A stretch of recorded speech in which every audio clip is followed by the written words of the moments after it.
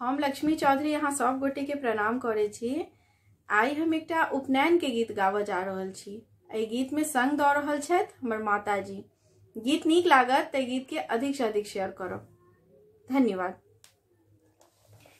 माथे लालन के लाले लाले पा गया आंगन मारब भयो। माथे लालन के लाले लाले पा गया आंगन मारब भयो।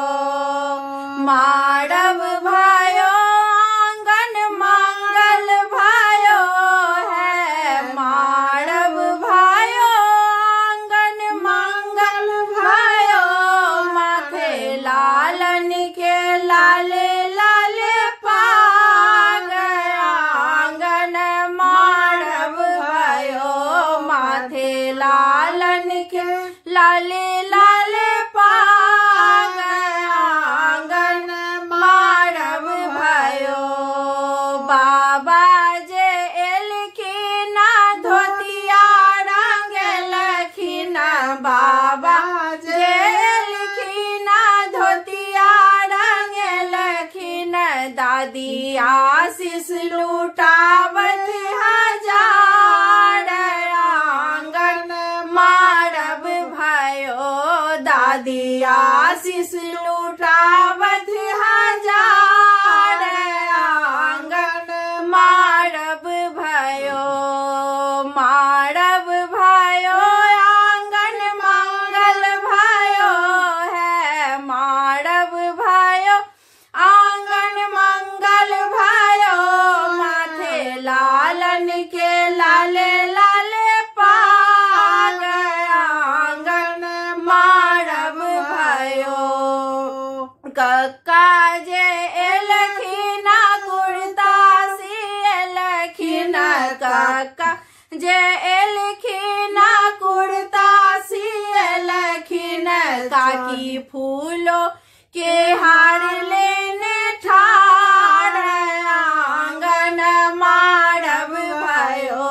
काकी आशीष लुटावत हजार आंगन मारब भयो। माथे लालन के लाले लाले पा गया आंगन मारब भयो। पीसा जे एलखिन मारब सजलखिन। पीसा जे एलखिन मारब सजलखिन। पीसी ने लुटावे हजार आंगन मारब भयो। पीसी आशीष लुटावत हजार आंगन मारब भयो। माथे लालन के लाले लाले पा गया आंगन मारब भयो। मामा जे एलखिन झोड़ा टांगलखिन। मामा जे एलखिन झोड़ा टांगलखिन। मामी आशीष लुटावत हजार आंगन मारब भयो। मामी आशीष लुटावत हजार आंगन मारब भयो। माथे लालन के लाले लाले पा गया आंगन मारब भयो। मारब भयो आंगन मंगल भयो।